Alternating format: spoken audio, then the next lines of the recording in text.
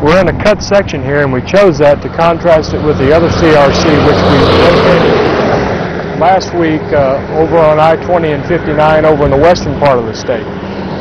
We're about 65 miles west of Atlanta and about 95 miles east of Birmingham right here, if I remember correctly. Okay, doing the panoramic of this, looking back upstream, we have about, approximately 1.5 to 2% grade here, and you're looking way back down this grade. Plenty of sight distance up to about a mile.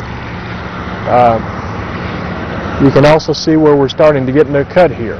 As I just mentioned, we selected this partly because it was in a cut section. There weren't too many other options available on this particular project, just as we had the problems over there in Georgia. On the adjacent project, we had trouble finding a test section here. There just weren't too many available. This one appears that it may work out quite well, though.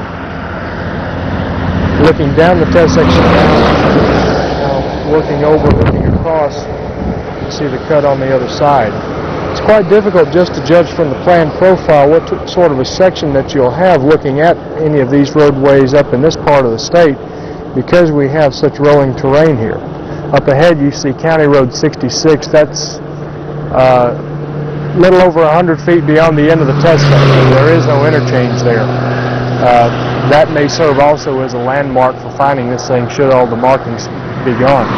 By the way, we did drive across into Georgia and look at the other test section that we located back a couple of months ago. And indeed, everything was just as it was when we left it.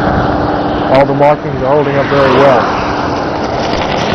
I've already done the distress survey on this roadway, and I'll talk about it as we move along here. I'm going to stay off on the edge of the shoulder. I don't have any lane closure behind me. We're not doing any drilling here because this obviously has tied concrete shoulders. The difference between this and the project we looked at before is it had tied CRC shoulders. This has tied jointed plain concrete shoulders. The joint spacings of 20 feet even.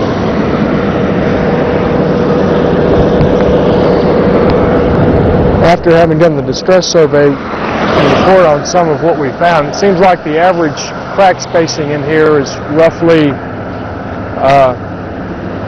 about 3.5 feet. They were typically in the upper to late 20s to around 30 cracks per 100-foot section. Standing over here, these are pretty typical crack spacings, or I guess pretty average crack spacings for this particular test section. You see some of the staining that we see. This appears to be evident in a number of the cracks, though not all of them.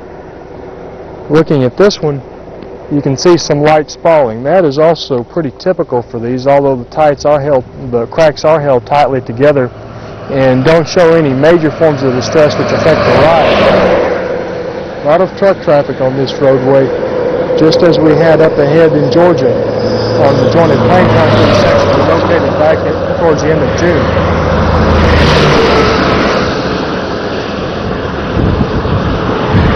Okay, I'll be stopping and showing some of the other things that we noticed along here as I go. I'm going to stay there because we've got traffic roaming around on us, but this shows how widely spaced the crack is here, and you can see that it has